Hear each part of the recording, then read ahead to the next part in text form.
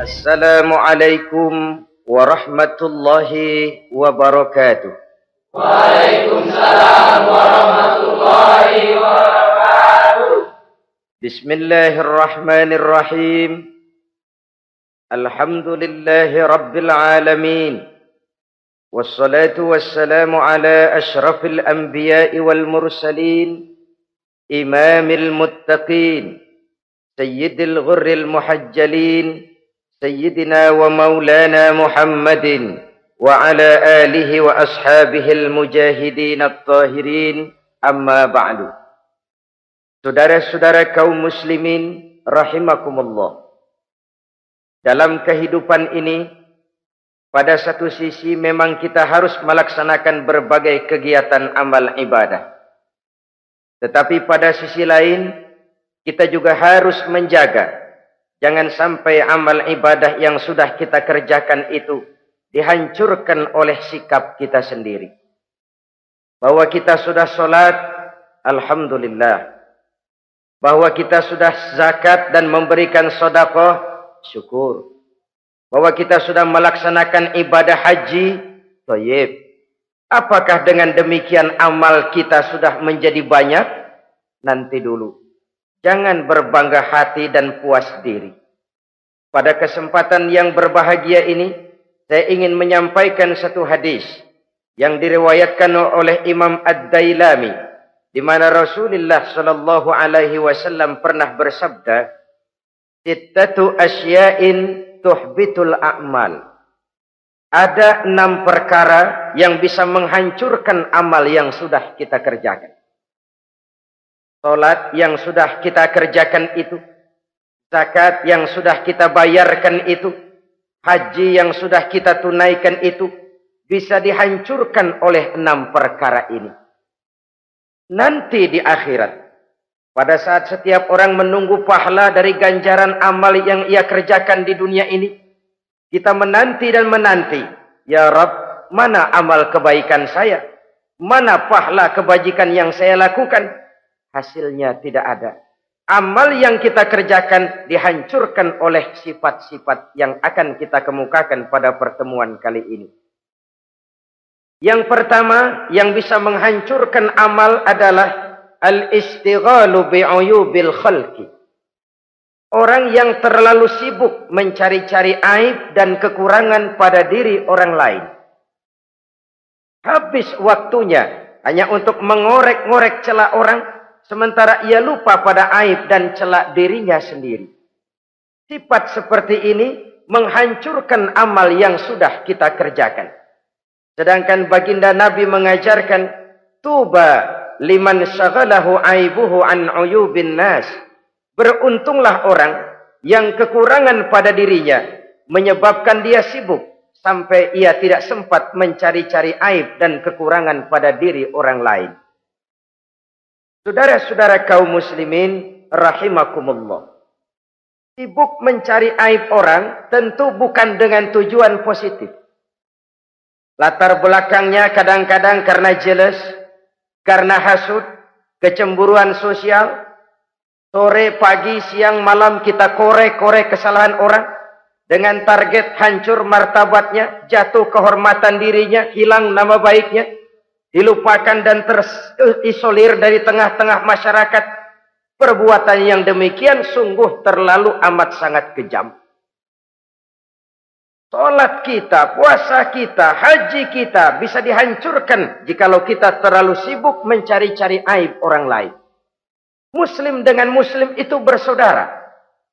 Kalau kita menganggap muslim yang lain adalah saudara kita, maka aibnya adalah aib kita, kekurangannya juga adalah kekurangan kita. Pada saat kita melihat pada dirinya terdapat kekurangan, tugas kitalah menutupi. Ini yang dijamin oleh Nabi, man satara musliman satarahullahu fid dunya wal akhirah. Siapa yang menutupi aib dan celah orang-orang beriman, Allah akan menutupi aib dan celahnya di hari akhirat nanti. Zaman sekarang, zaman gosip. Zaman sekarang, zaman isu.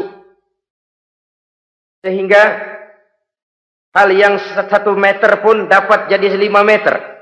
Yang 5 meter dapat saja menjadi 10 meter. Kita sibuk membumbui hal-hal yang kita tidak tahu duduk perkara yang sebenarnya. Bahkan lebih celaka, kadang-kadang kita malah sok tahu. Memberikan vonis dari sudut pandang kita sendiri. Adalah tidak bijaksana jika kita mengukur baju orang lain dengan badan sendiri. Baju orang lain kita ukur pakai badan kita. Tentu saja enggak pas. Begitulah. Terlalu sibuk mencari-cari aib orang lain. Menghancurkan amal ibadah yang sudah kita kerjakan. Na'udzubillah summa na'udzubillah. Kadang-kadang hadir majelis taklim di pengajian. Ngaji setengah jam. Ngomongin orang 2 jam setengah. Tekor, defisit. Belum bergeser dari majelis taklim. Ini kan penyakit rohani. Di mana kedudukan kita antara sesama muslim bagaikan satu tubuh. Kalau yang satu sakit, yang lain ikut merasakan sakit. Yang satu terhina, yang lain ikut merasakan terhina. Jadi pada saat kita melihat aib orang lain, kita ceritakan di mana-mana, kita bongkar di mana-mana, tentu satu hal yang jelas. Kita tidak senang kepada orang itu. Kita tidak senang kepada orang itu. Dan kalau sudah tidak senang, maka fungsi persaudaraan bisa berubah menjadi permusuhan. Oleh sebab itu, kalau ada 2 orang berselisih, boleh kita bohong untuk mendamaikan 2 orang tadi. Misalnya si A sama si B berantem nih, jengkel, marah-marahan. Saudara datang ke rumah si A. A, saya dengar kamu lagi marahan sama B. Iya itu si B kurang ajar. Bangsat, bajingan, tengik. Pokoknya kalau ketemu, awas. Ah, saya kira sih enggak begitu. A, tadi saya ketemu B, dia bilang malah kangen sama sampean. Dia pengen ketemu. Ingat masa lalu zaman sebantal berdua, sebatang rokok berdua. Dia kangen pengen ketemu. Padahal si B enggak ngomong apa-apa sama saya. Saya olah sedemikian rupa sampai si A tenang. A tenang, saya datang ke rumah B. B, katanya kamu lagi marahan sama si A. Iya tuh A, unyuk monyet. Udahlah, pokoknya kalau ketemu dia saya hantam habis. Ah, barusan saya ketemu si A, dia bilang pengen ketemu ente. Pengen ngobrol kayak dulu, mengembalikan keharmonisan yang hilang, mengembalikan kehangatan persaudaraan yang lenyap. Si A tenang, si B adem. Kenapa? Karena bohong saya. Kesana saya ademin, kesini saya ademin. Jenis bohong seperti ini berpahala. Kenapa? Tujuannya mendamaikan orang yang sedang berselisih. Tapi kan orang bermental seperti ini jarang. Yang banyak kan tukang kompor sekarang. Taruh angetin, sini angetin, murub deh. Datang sama A, lu marahan sama B. Iya, gue kesel banget sama B. Emang? Wow. Diemang-emangin. Oh, udah dah. Pokoknya gue mah kalau jadi elu takut sama si B, gue buka celana. Gue pakai rok deh. Si A panas. A panas, datang ke rumah B. Komporin lagi. Dua-duanya panas, koslet, terjadi perkelahian. Biang iblisnya tukang kompornya.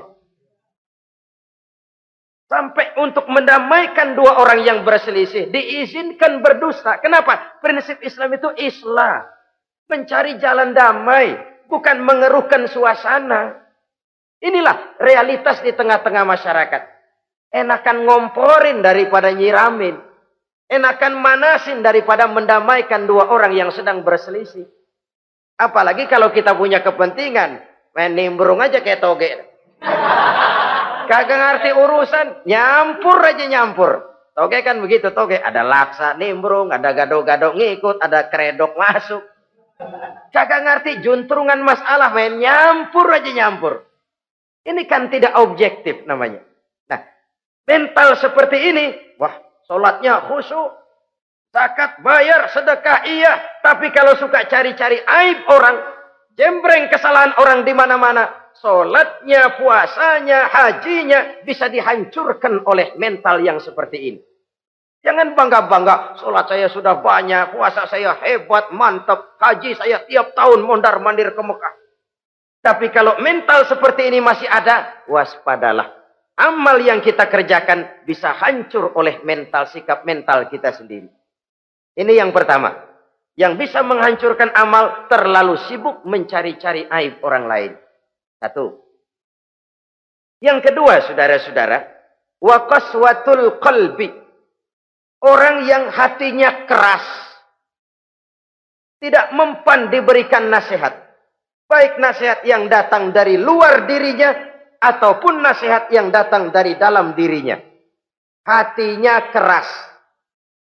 Dikasih muka tembok, kulit badak, kuping kebo. Makhluk apa namanya itu? Wallahu a'lam. Rai gedek. Pantas ya kalau kita lihat sejarah, Islam itu turun di semenanjung Arabia. Sebagai test case. Masyarakat Arab 14 abad yang lalu dikenal keras, kasar, brutal, primitif. Dari berbagai aspek kehidupan. Standar, kalau di tengah masyarakat yang begitu keras Islam berhasil, masyarakat lain lebih mudah masuk. Rasulullah diutus di Cianjur, lalu dakwahnya sukses, saya nggak kagum. Paling-paling datang Nabi ke Cianjur disambut dengan ramah. Enggak, Rasul. Ayah nama kumaha Rasul wae, ayah nama itu. Pasti aman, damai, tidak ada cerita perang. Tapi Masya Allah, turun di tengah satu struktur sosial yang keras, kasar, primitif. Menghadapi orang yang hatinya keras seperti ini. Apa prinsip kebijaksanaan yang dilaksanakan oleh Rasul dalam menerapkan syariat Islam? Pertama, at-tadrij fit tasyri'. Dalam melaksanakan syariat, prosesnya melalui tahapan. Contoh. Jahiliyah dulu itu paling senang sama mabuk. Geng. Pinteler. Oh, jahiliyah itu kalau sudah mabuk nggak cuman minum, mandi pakai arak. Subhanallah. Mandi pakai arak. Menghadapi masyarakat yang seperti ini, apa strategi syariat Islam? Mula-mula ayat yang turun. Yas'alunaka 'anil khamri wal maisir qul fihima ismun kabirun wa manafi'un linnas. Mereka bertanya kepadamu hai Muhammad tentang arak. Katakan, arak itu ada manfaatnya tapi juga ada bahayanya. Bahayanya lebih besar daripada manfaatnya. Tidak diharamkan dulu, tidak.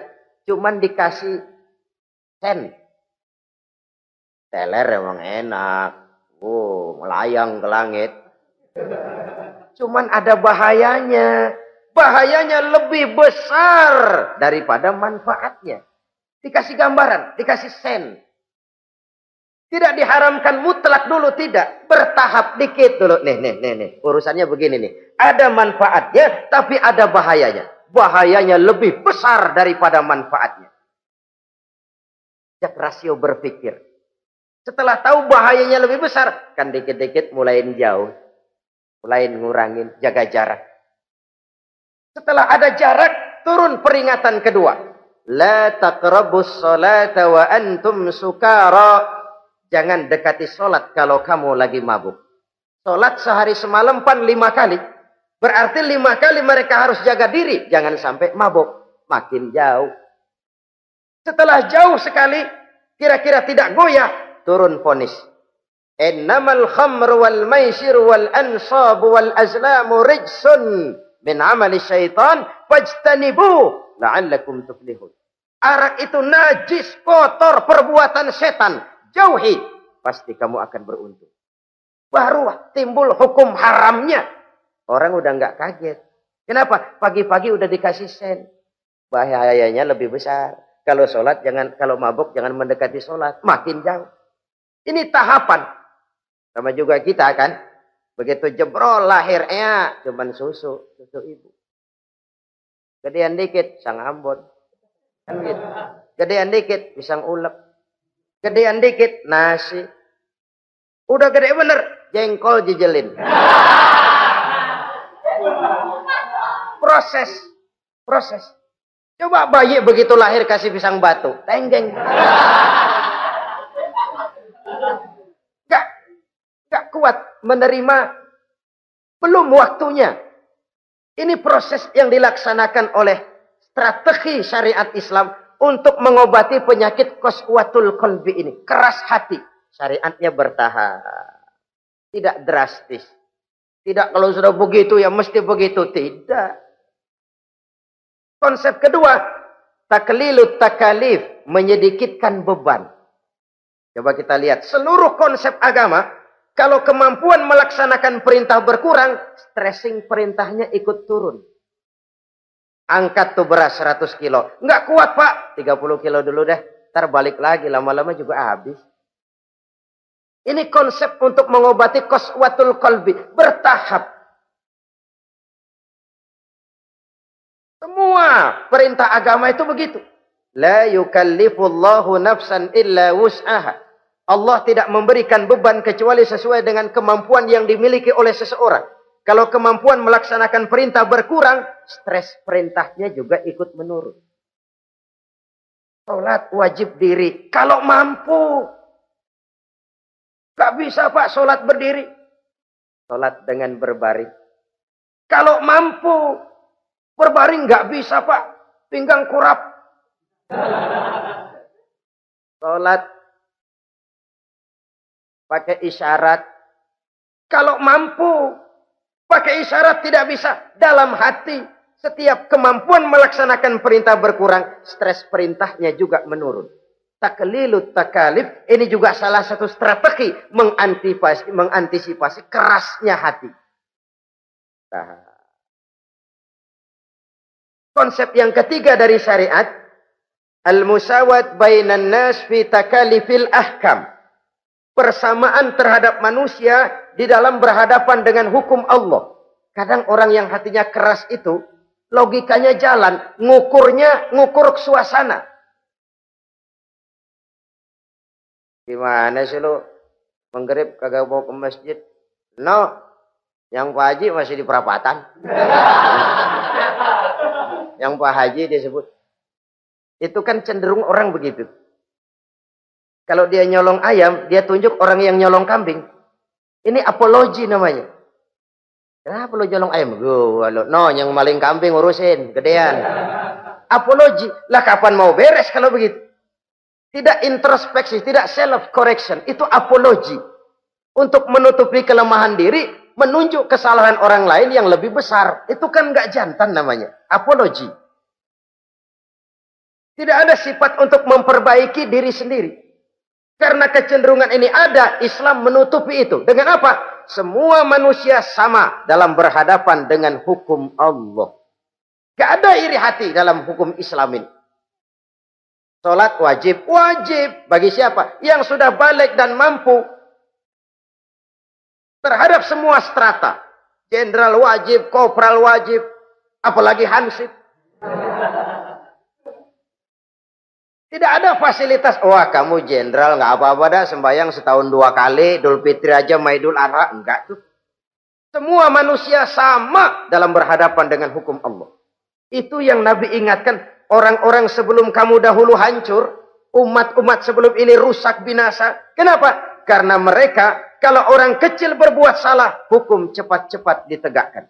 Tapi kalau yang besar berbuat salah. Mereka diam pura-pura tidak tahu. Jadi apa ini? Yang namanya mafia peradilan bukan cuma zaman ayeuna. Sejak zaman sebelum Islam Nabi sudah mengingatkan. Mereka dahulu hancur. Kenapa? Kalau orang kecil berbuat salah, hukum buru-buru ditegakkan. Rame-rame dikeroyokin. Giliran yang gede berbuat salah, diam pura-pura enggak tahu. Hukum pakai pandang bulu. Saudara-saudara kaum muslimin rahimakumullah. Oleh karena itu orang yang keras hati itu bisa merusak amalnya sendiri. Enggak mempan nasihat, rai gedek, muka-muka cuek. Baik nasihat yang dari luar maupun nasihat yang dari dalam enggak mempan. Kan dalam hidup ini ada nasihat dari luar, dari orang lain, bisa dari fenomena kehidupan. Ini juga nasihat. Oh, dia itu kaya tapi pelit. Hatinya begitu ya. Katanya menteleng. Itu kan nasihat. Itu kan nasihat. Oh, dia waktu berkuasa tapi zalim, matinya begitu. Perutnya pancung.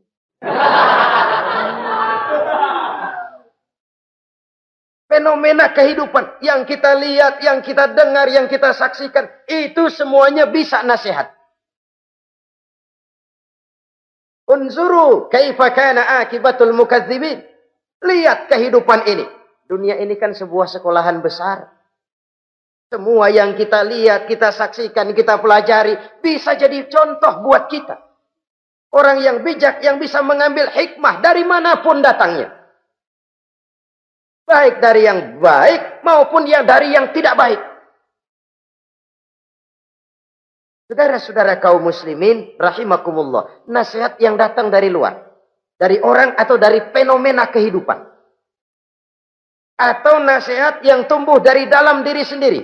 Perubahan organisme tubuh. Itu kan nasihat. Ya Allah. Sekarang cantik jelita. Iya, sedang sweet 17-an. Rambutnya hitam, ikal berderai. Iya, semua memuji. Alisnya katanya laksana semut beriring. Dagunya bak pauh dilayang. Kalau dia senyum, semua orang terpesona. Sekarang 50 tahun yang akan datang, coba senyum, kabur orang. Fenomena kehidupan. Apa yang tidak berakhir? Kenapa harus keras hati? Kita kata kita berkuasa, berapa hari kita punya jabatan? Kita kata kita kaya, berapa banyak harta kita?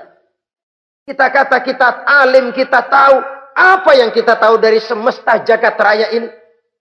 Lalu apa yang tidak berakhir? Korun yang katanya kaya, mati itu.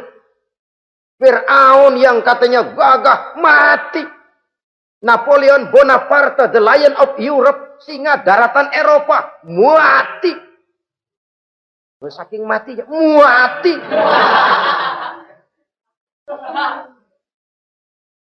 Kenapa harus keras hati? Kenapa tidak melihat perubahan fenomena alam sekitar ini? Apa yang tidak berakhir? Apa yang tidak selesai? Lalu apa yang mau kita sombongkan? Kenapa kita harus keras hati? Sehingga pantas dalam hadis kursi Allah menyatakan al-kibriya'u libasi. Sombong itu pakaianku. Manusia enggak pantas pakai pakaianku, kegedean. Pakaian Allah mau dipakai. Kalau Allah sombong, udah pantas aja udah. Kenapa? Kagak ada Tuhan lain selain dia. Udah pantas dia nyombong. Kita nyombong apaan? Oleh sebab itu, beruntung orang kalau diberikan hati yang lembut, mudah menerima kebenaran, peka terhadap kesulitan orang lain, ringan tangan memberikan pertolongan buat mereka yang memang memerlukan. Dan enggak semua orang dikasih begitu. Enggak semua orang. Lain ya, Umar bin Khattab sikapnya keras, tapi hatinya gampang menerima kebenaran. Nah, lain loh orang kayak begini. Keras sikap boleh keras, tapi hati mudah menerima kebenaran. Wah, kalau Umar kerasnya kan luar biasa. Tapi hatinya kok gampang menerima kebenaran. Ini hidayah. Coba lihat waktu berita Rasulullah meninggal dunia. Sampaikan oleh para sahabat, Umar jengkel. Cabut pedang. Siapa bilang Muhammad mati, saya tabas batang lehernya. Dia enggak siap menghadapi kenyataan. Emosinya yang jalan, bukan rasionya. Keras. Bilang deh, Muhammad meninggal. Saya tabas batang lehernya. Untung ada Sayyidina Abu Bakar. Beliau tidak bicara langsung, cuma pidato. Ayyuhan nas, man kana ya'budu Muhammadan fa inna Muhammadan qad mata. Wa man kana ya'budu Allah fa inna Allah hayyul la yamut. Hai manusia, siapa yang menyembah Muhammad, Muhammad sudah meninggal. Tapi siapa yang menyembah Allah, Allah maha hidup dan tidak akan pernah mati buat selama-lamanya. Sayyidina Umar tersentak. Subhanallah, saya salah. Bagaimanapun Muhammad hanya seorang manusia. saya cinta dia, saya suka dia, nyawa saya pertaruhkan untuk dia. Tapi dia manusia dan saya tidak menyembah Muhammad. Ia sadar akan kekeliruannya, berlinang air matanya. Keras sikapnya, tapi lembut hatinya. Nah, yang kayak begini, bagus. Ini udah sikap keras, hati keras, yaitu tadi. Muka tembok, kulit badak, kuping kebo. Diapain aja udah nggak mempan aja udah. Susah yang kayak begini. Saudara-saudara, ma'asyiral muslimin rahimakumullah. Jadi yang kedua yang bisa menghancurkan amal kita, orang yang hatinya keras. Wah. Yang ketiga sekarang, yang bisa menghancurkan amal kita itu wa hubbud dunya. Orang yang terlalu cinta kepada dunia. Nih, pakai kalimat terlalu ya. Kalau sekadar cinta kepada dunia, why not? Kita cinta anak dan istri, wajar. Kita cinta harta benda, tentu. Kita cinta sanak famili dan seluruh handai tolan, memang. Kita juga cinta kepada bangsa dan tanah air. Itu bagian dari iman, persilahkan. Yang tidak boleh itu kalau sudah pakai kalimat terlalu. Terlalu. Sebab kalau sudah terlalu, itu sudah di luar kontrol. Orang lalu menghalalkan segala cara. Terlalu cinta kepada jabatan. Akhirnya bergeser. Sholat menghadap Allah. Dengar mau pindah jabatan ke tempat kering. Gerasak gerusuk nyari dukun. Ini kan namanya iya kanak budu wa dukun nastain. Nggak bisa wong itu satu paket. Kalau iya kanak budu wa iya kanastain. Kalau hanya kepadamu ya Allah kami menyembah, hanya kepadamu kami minta tolong. Ini paket, jangan dipisah-pisah. Menyembahnya kepada Allah, minta tolongnya kepada yang lain. Sinkret, bercampur. Iya kalau es campur enak. Tapi kalau agama dicampur dengan yang lain, nggak enak rasanya. Sama juga begini, ada gelas ya. Kalau sepenuhnya diisi bensin, itu ketahuan, bisa diminum motor. Kalau sepenuhnya diisi air putih, jelas bisa diminum orang. Tapi begitu separuh diisi bensin, separuh diisi air putih, kacau dah. Motor minum mogok, orang minum mabok. Dijual juga nggak laku. Kenapa? Sinkret. Maka Allah pesan, wala talbisul haqqa bil batil. Jangan kau campur aduk yang hak dengan yang batil. Saudara-saudara kaum muslimin rahimakumullah. Begitulah terlalu cinta kepada dunia sering menyebabkan orang out of control. Bergeser dari garis yang telah ditentukan oleh Allah. Apalagi di zaman sekarang ini. Persaingan hidup makin tajam. Tensi ekonomi semakin tinggi. Gaya hidup semakin konsumtif. Sementara lapangan kerja semakin sulit. Orang kadang kehilangan harga diri untuk mencapai sesuatu yang bernama dunia, lalu menghalalkan segala cara. Sebab itu jangan korbankan keabadian akhirat dengan kesenangan dunia yang cuma sebentar ini. Jangan sia-siakan keabadian akhirat dengan kesenangan dunia yang kadang fata morgana ini. Cintailah dunia, tapi sekadarnya saja. Sebagai ladang untuk menanam bagi kepentingan di akhirat nanti. Terlalu cinta kepada dunia bisa menghancurkan amal yang sudah kita kerjakan. Ini yang ketiga. Yang keempat, wa qillatul haya. Orang yang sedikit rasa malunya. Rasa malu merupakan bagian daripada nilai-nilai keimanan. Apabila rasa malu berkurang, artinya nilai iman juga ikut menurun. Kita melihat sekarang ini banyak orang pakai pepatah Arab dalam hidup ini. Bul ala zamzam fatu'raf, kata orang Arab. Kalau kepengen terkenal, kencingi sumur Zamzam. Itu bakal ngetop ke seluruh dunia. Sumur Zamzam dikencingin. Itu akan terkenal ke seluruh dunia. Terkenal apanya? Terkenal gilanya. Jadi apa maksud pepatah ini? Kalau pengen cepat terkenal, bikin yang aneh-aneh. Yang orang lain nggak kerjain, kerjain. Yang orang lain nggak pakai, pakai. Nanti kan aneh, dilihat orang. Kalau dilihat orang kan cepat ngetop. Pantas apa tidak nomor 18. Yang penting terkenal aja dulu dah. Artinya apa? Rasa malu dikuburin. Rasa malu disingkirin. Kalau sudah sedikit rasa malu, tidak terhalang melakukan perbuatan-perbuatan yang negatif. Satu contoh. Tujuan utama diperintahkan berpakaian itu kan menutup aurat. Tapi Rasul pernah mengatakan, satu saat nanti akan muncul perempuan, nisa'un, kasiyat, ariyat, ma'ilat, mumilat, ru'usuhunna ka'asnimatil bukhtil ma'ilat. Welcome, ladies and gentlemen.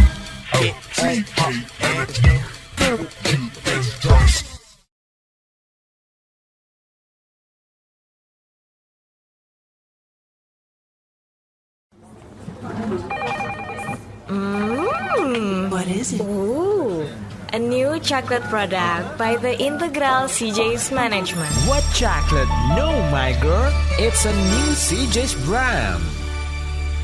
Kepalanya ditata begitu rupa persis kayak punggung onta. Itu rambut lagu apa tahu deh. Ini kan fenomena berpakaian tapi telanjang. Kenapa? Yang dikejar mode, yang dikejar merek. Kiblatnya Paris, London, Roma. Imamnya siapa? Pierre Cardin, Christian Dior, Escada, Etienne Egner. Merek yang dikejar, mode yang dikejar, aurat pontang-panting. Ditambah oleh tayangan-tayangan berbagai iklan yang merangsang anak-anak kita untuk hidup konsumtif. Yo, iyo. Cocok iya jeng urang ya. Terangsang dia untuk konsumtif. Dihadapkan kepada kenyataan. Suasana ekonomi enggak menunjang. Orang tua lemah ekonominya. Dia lihat sekelilingnya, ternyata yang lain juga begitu. Banyak teman senasib, kumpul. Disingkirkan rasa malu. Akhirnya tukang bajai ditodong. Qillatul haya, sedikit rasa malu. Kalau sedikit rasa malu, dia tidak terhalang lagi melakukan perbuatan-perbuatan yang negatif. Dan itu berarti menghancurkan amal-amal yang lain. Sebab itu budaya malu ini sangat penting.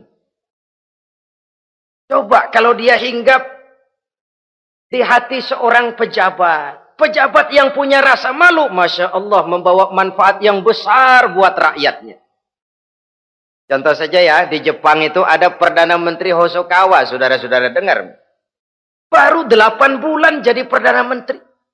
Dia dijuluki Mr. Clean, Mr. Bersih.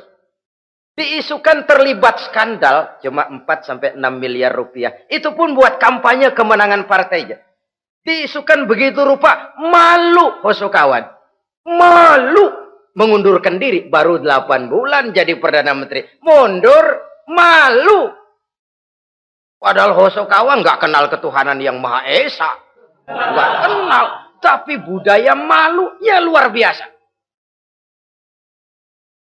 Nah kalau sudah pejabat nggak punya malu. Habis. Kan sekarang umpamanya nih. Ada impres desa tertinggal. Disunatin. Sampai marah betul itu Bapak. Para pimpinan negara kita itu. Tidak ada maaf bagi pejabat yang nyunatin identitas. Kenapa? Kan tipis rasa malu. Turun dari atas sunatin. Turun ke bawah sunatin. Turun ke bawah sunatin lagi. Nyampe bawah tetelan doang dikit banget. Kebanyakan tukang sunat. Saudara-saudara. Budaya malu yang nipis. Orang kaya kalau punya budaya malu. Bawa rahmat bagi lingkungannya. Ulama kalau punya rasa malu, nggak jual ayat menghalalkan yang haram, mengharamkan yang halal. Bagaimana Kiai? Haram! Karena belum dapat bagian. Begitu dapat jatah, haram dikit dah. Kiamat umat kalau sudah kayak begini. Budaya malu di segala strata sekarang ini menipis. Dan itu tentu berangkat dari kualitas keimanan. Ini yang perlu dipompa ke permukaan. Dan dilematis memang sering terjadi. Satu contoh, pada satu sisi kita menggalakkan proyek pariwisata. It's okay, kita perlu devisa. Tapi pada sisi lain kita harus menjaga nilai-nilai luhur dari budaya bangsa kita. Jangan sampai kemasukan wisata mancanegara, lalu budaya mereka yang tidak sesuai juga ikut kita serap. Bule masuk ke Indonesia, pakaian seenaknya, dia mau udah pantas aja udah. Perempuan ayab-ayaban ke pasar pakai kutang doang, bule pantas aja. Bocah kita ayab-ayaban ke pasar pakai kaos kutang, perempuan mana panok melulu.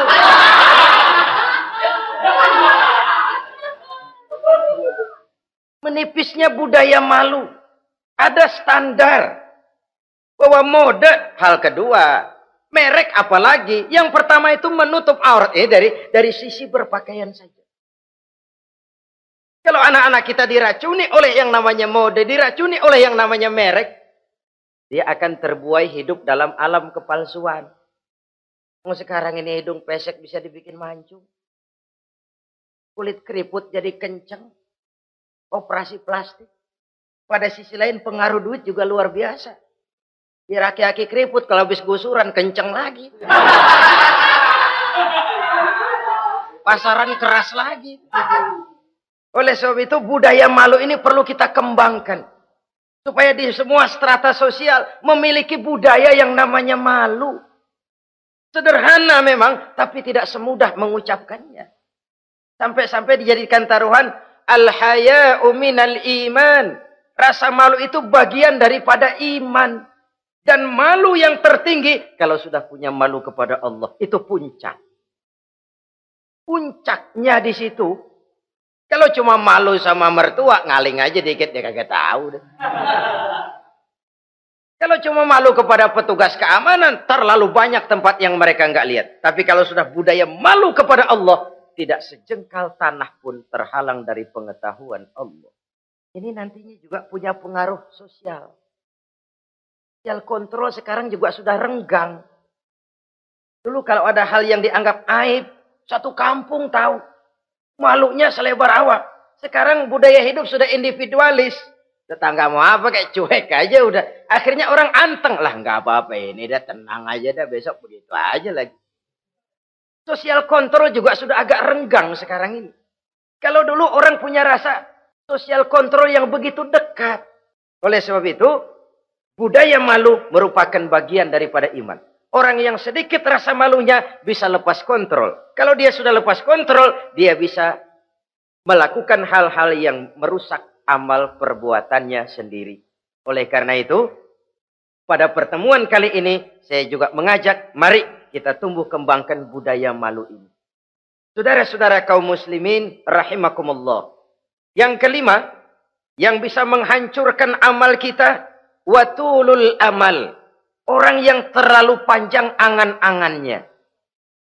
Hidup dalam bayangan.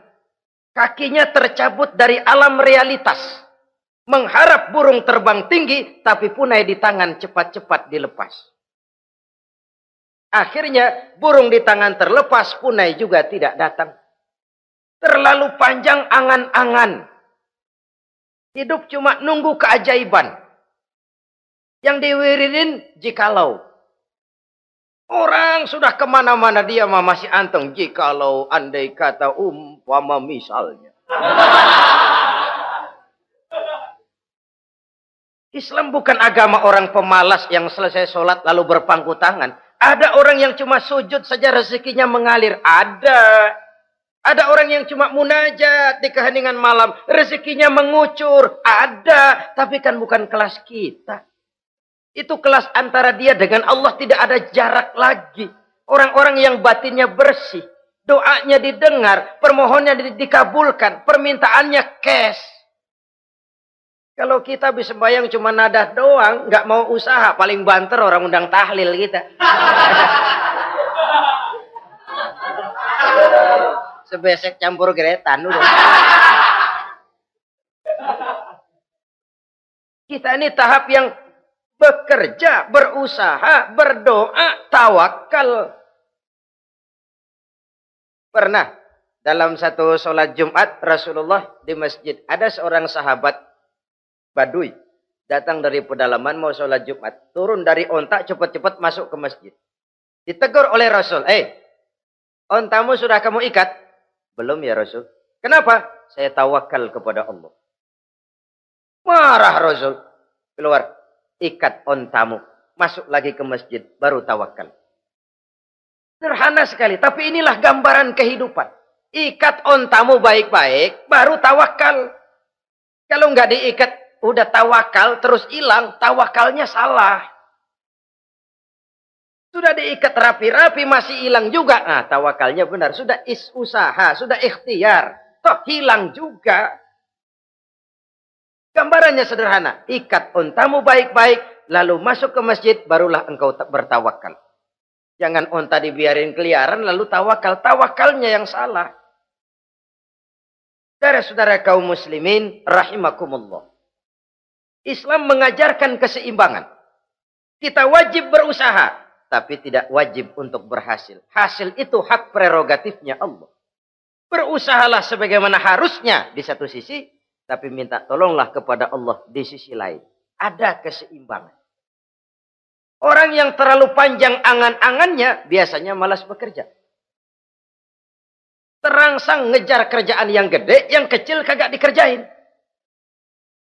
Akhirnya yang kecil lewat, yang gede kagak datang. Padahal rezeki itu kan yang penting mudawamahnya ya, rutinnya. Biar banyak tapi begitu sekali datang banyak, begitu stop 10 tahun kagak datang terus.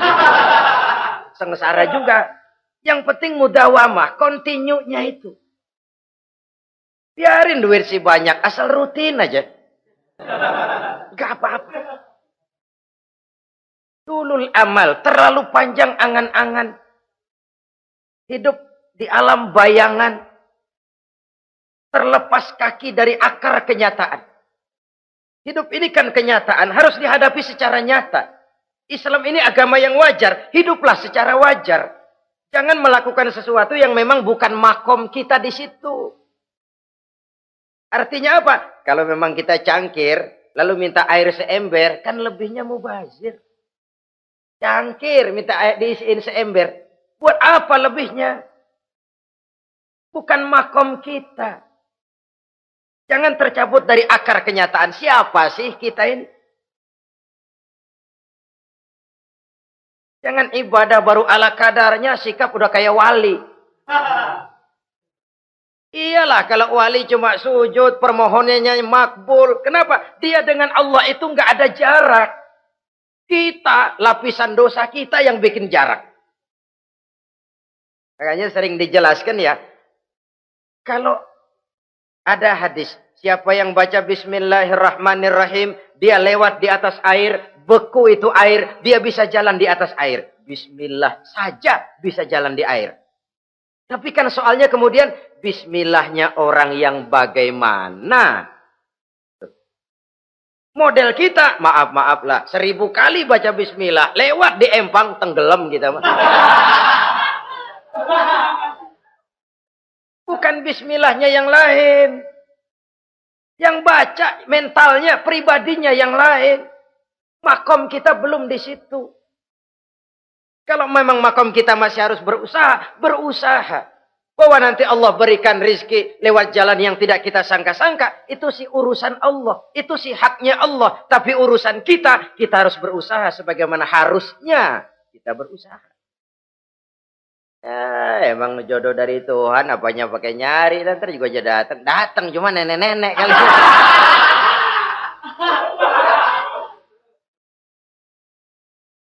Bekerja, berusaha. Jangan terlalu panjang angan-angan. Hiduplah secara nyata, apa adanya, yang wajar-wajar saja. Tinggal di gubuk reot, hidup pakai gaya jet set. Ngagul dah. Sama merek mobil kenal banget, mobil orang-orang. Udah bukan main kalau ngomong deh. Di atas awan hidupnya. Di atas awan. Ngomong kagak ada yang kecil. Gak pakai juta udah. Miliar. Triliun. Ngerokok tetap aja ngombe. Silahkan mengharap burung terbang tinggi. Tapi punai di tangan jangan dilepas. Realitas apa? Idealisme boleh terbang setinggi langit. Tapi kaki tetap berpijak di alam realitas. Ayo kita ngambil contoh dari Rasulullah Sallallahu Alaihi Wasallam. Rasulullah itu kan dikasih mukjizat. Fasilitas. Tapi nggak ngandelin. Buktinya apa? Nabi hijrah ke Madinah. Itu kan manusia. Posisi kita terjepit. Ayo hijrah, hijrah, berangkat. Gak ngandelin Tuhan. Pojokin nih, dikepung. Kirim deh apaan kayak biar pada mampus nih orang ini. Enggak tuh. Enggak. Walaupun beliau punya mukjizat. Tapi enggak ngandeli. Kenapa kita enggak lihat itu? Perang Uhud kalah. Kalah. Berlumur darah dari kakinya yang mulia itu. Kalau ngandelin mukjizat, apa pantas Nabi kakinya sampai berdarah? Apa pantas sampai kalah? Kenapa enggak rekes, simsalabim, hancur musuh? Tidak, beliau tidak tercabut dari akar kenyataan. Beliau manusia, hidup dan berjuang secara manusiawi. Perkara Allah mau kirimkan mukjizat, itu haknya Allah. Waktu di Taif, saudara masih ingat. Dilontari dengan batu, menghindar ke kebun anggur. Turun malaikat Jibril, Muhammad, innallaha amaroni an uti'ak. Allah perintahkan saya datang menemuimu di sini untuk mendengar komandomu. Sekarang apa mau kamu? Kalau mau kau orang Taif yang melontari kau dengan batu hancur, saat ini saya angkat Jabal Uhud. Saya timpakan mereka biar mati semua. Bagaimana? Dalam keadaan terpojok, dilemparin batu, dikeroyokin, menghindar ke kebun anggur, turun Jibril nawarin bantuan. Apa jawab Nabi? Jangan Jibril. Jangan. Saya diutus bukan buat ngancurin orang. Saya ini rahmah bagi alam. Tapi kamu disambitin. Biarin. Saya berjuang jangka panjang Jibril. Kalau sekarang mereka ingkar. Barangkali nanti anak-anaknya mau beriman. Saya tungguin anak. Kalau anaknya kafir lagi Muhammad. Cucunya. Oh susah Muhammad susah. Kenapa? Bagaimana bapak, begitu anak. Enggak begitu. Lalu mau kamu apa? Saya mendoakan mereka. Allahumma hdi qaumi fa innahum la ya'lamun. Ya Allah, berikan hidayah kepada mereka yang nyambitin saya. Karena mereka enggak tahu. Disambitin berdarah, yang nyambitin didoakan. Pada satu sisi ini menunjukkan tingginya akhlak Nabi. Pada sisi lain ini menunjukkan Nabi juga mengatur strategi secara manusia. Tidak simsalabim. Tidak tercabut dari akar kenyataan. Padahal kita kalau lagi kepepet ada yang nolongin, kan demen banget. Kali mah kalau kita yang jadi nabi tuh, disambitin orang, turun Jibril, bagaimana hancurin? Sikat Jibril dah. Habisin aja, habisin. Hijrah ini usaha ikhtiar manusiawi. Perang kalah manusiawi.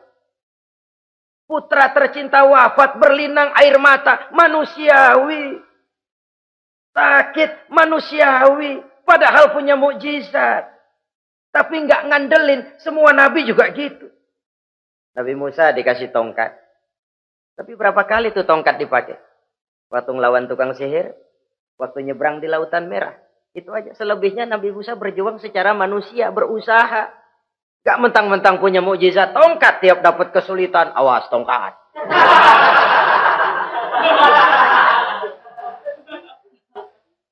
Utuh manusiawi. Ini Rasul. Kenapa kita nggak lihat itu? Kenapa kita lalu tercabut dari akar kenyataan dan hidup dalam khayalan? Sampai-sampai di satu anekdot yang menyentuh. Sekarang ini akibat tayangan-tayangan televisi begitu rupa. Ada seorang bapak ditanya sama anaknya. Pak, Tuhan sama Batman kuatan mana sih? Logikanya sudah dipenuhi oleh gambaran Batman. Bahwa Batman itu kuat, gagah, menolong yang lemah. Timbul logika. Kuatan mana sama Tuhan gitu. Pengaruh yang dia lihat itu membentuk opini. Sama juga sekarang coba lihat ibu-ibu. Kalau udah Cassandra, itu masakan ditinggal tuh angus di dapur. Angit tuh tempe. Saudara-saudara kaum muslimin, rahimakumullah. Begitulah yang kelima, yang bisa menghancurkan amal kalau orang terlalu panjang angan-angan. Hiduplah secara wajar karena Islam memang agama yang wajar. Jangan melakukan sesuatu yang memang bukan makom kita di situ. Jangan melakukan sesuatu yang memang bukan posisi kita di situ. Kullun ya'mal ala syakilatih. Jangan minta ayam menggonggong. Jangan minta kambing mengeong. Bukan bagiannya. Bukan bidangnya. Sama juga orang ngomong, apaan mubalik kerjanya ngomong doang. Sekarang kan zaman pembangunan. Mana ada mubalik ngurus irigasi. Nah, kalau mau balik ngurus irigasi apa lurah mau ngajar PK? Jangan tercabut dari akar kenyataan. Toh prinsip modern saja mengajarkan the right man on the right job, the right man on the right place. Orang harus ditempatkan sesuai dengan bidangnya. Jangan tercabut dari akar kenyataan. Inilah kita dan inilah yang harus kita lakukan. Hidup ini kenyataan, hadapilah secara nyata. Perkara Allah mau membuat yang lain, itu hak prerogatif Allah, bukan urusan kita. Yang terakhir saudara, yang keenam yang bisa menghancurkan amal kita, wa zalimun la yantahi. Perbuatan zalim yang tidak sanggup dihentikan.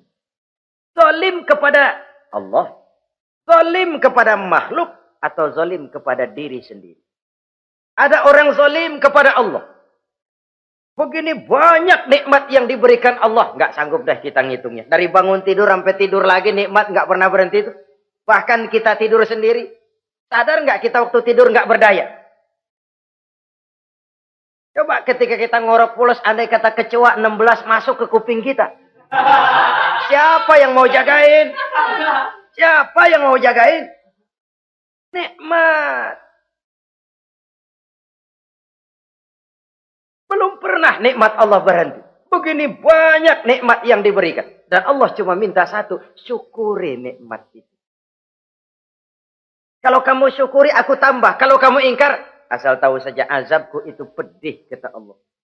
Orang yang zalim kepada Allah. Orang yang tiap hari memakan nikmat Allah. Tapi enggak pernah mensyukurinya. Akaltum ni'mata rabbikum walam tashkurulah. Kamu makan nikmat Tuhanmu. Tapi enggak pernah kamu bersyukur kepadanya. Itu zalim kepada Allah.